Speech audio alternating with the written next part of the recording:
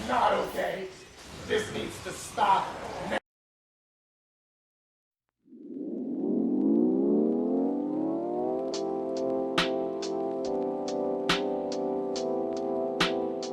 Soloing static dungeons and group dungeons has been a thing for quite a while now. But over the past, I want to say year or so, it's gotten a lot easier and a lot more rewarding. From simple things like static dungeons getting updated and reworked to being a lot better than they used to be, to being able to have higher IP with the changes to specialization and elite spec, to stronger weapons for solo staticking like the Shadow Collar and now the Nature rework. What once was this activity for only the elite solo PvMers of Albion has now become something fairly easy and accessible, but also more rewarding. So as someone who's only really dabbled in this type of content in the past, I wanted to, in this video, really figure out just how good it is.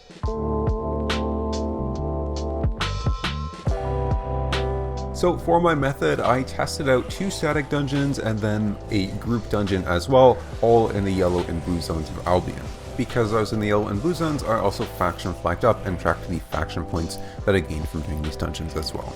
For my build, I went with what I thought would probably be the best clearing build, so I have an 8.3 Great Nature Staff, an 8.3 Assassin Hood, 8.3 Mercenary Shoes, 8.3 Thetford Cape, and then I went with a 7.3 Hellion Jacket just because I didn't want to spend the extra like 3 mil for the 8.3, and then with 7.1 Pork Roasts.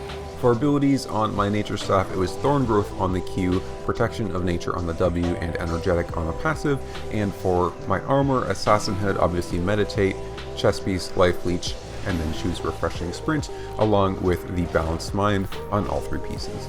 I'll also note that I was either 100 spec or 106 spec in every piece of gear.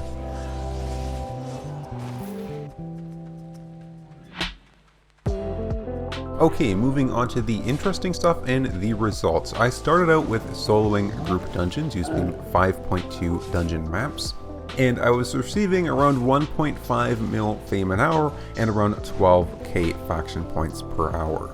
Just quickly to note, my faction rank is Knight Commander, so not particularly high, although not particularly low. Obviously, if you're really high ranked in your faction, you'll get more points, but if you're really low ranked, you'll get less points.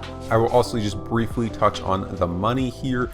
The map's cost was basically paid off by the dungeon most of the time. I didn't do that many, so it's hard to get a real good average, but it seemed like I was mostly paying off the 5.2 maps with the rewards of the dungeon. So if you're going to do this, 5.2 is probably what I would suggest. 5.3, you'd probably end up losing probably a significant amount of money, although it would be more fame per hour and more faction points per hour. And doing any less, you'd probably just be better off doing a different activity that actually makes you money.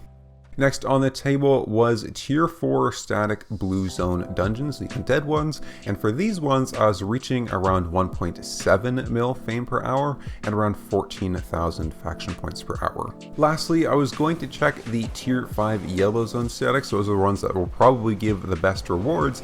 However, I ran into an issue. These things are unbelievably popular. There is just constantly so many solo players in so many groups clearing these tier 5 yellow zone static dungeons that there just is not enough mobs to go around. Honestly, you are 100% better off doing tier 4 blue zone dungeons just because you'll actually have a decent group of mobs to kill.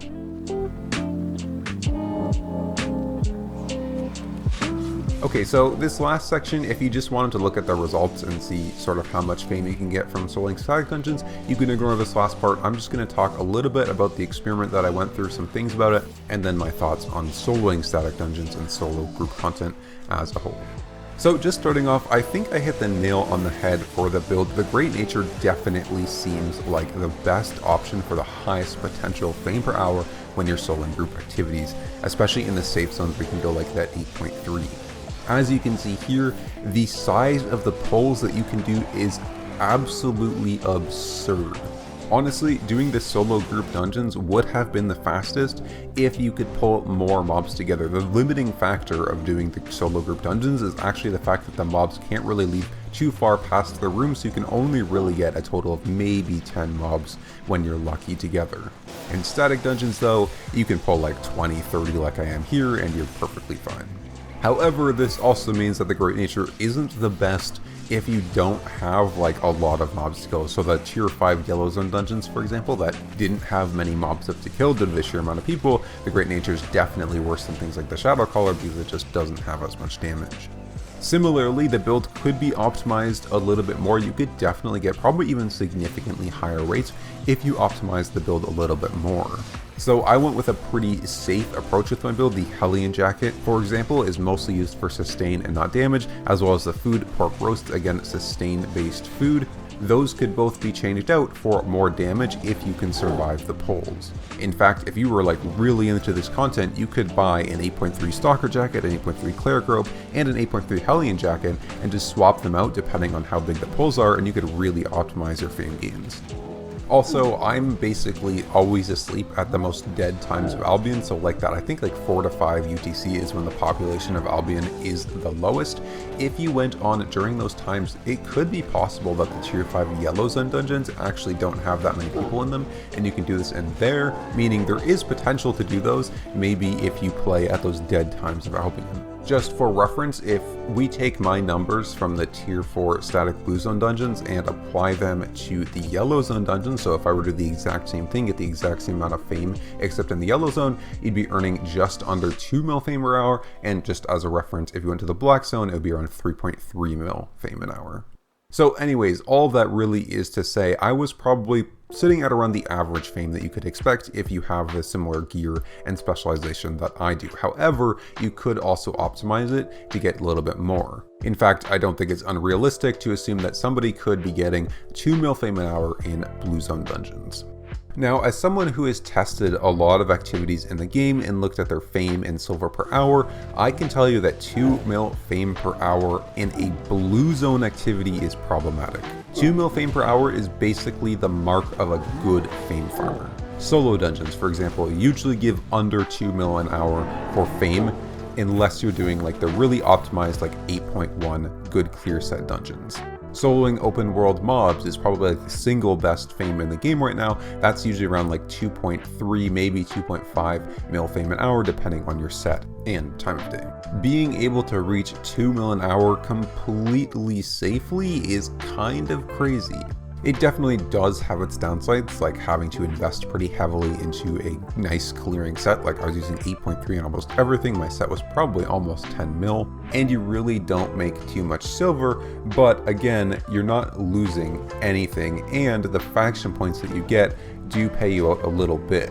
Speaking of faction points, we can look at that too. That was around 14k an hour when I was in the blue zone dungeons. We can estimate that to be around 15k an hour if you really optimize them. Just as a very rough estimate, 15k faction points buys you 5 hearts. Hearts are around 50k each, so that's around 250k silver an hour in faction points. Definitely not a good moneymaker, but 100% enough to cover the cost of repairs if you accidentally get downed, and to cover the cost of tax on the market from buying and selling your set. So in conclusion, taking this all together, soloing group content, especially soloing static dungeons, is definitely problematic. And it's definitely something SBI should have on the radar to be looked at. Personally, I do not think that playing in the safe zones of Albion should reward you too much in comparison to the black zone. So getting these numbers for rewards that can easily stack up to black zone activities is definitely a problem. I mean, to be honest, I don't even need to do this video to tell you that. You just have to go to any tier 5 static dungeon in the Royal Continent in the yellow zone and just look there. I don't know how any new players are supposed to group up and go clear a static dungeon when they're just permanently being cleared by random solo players.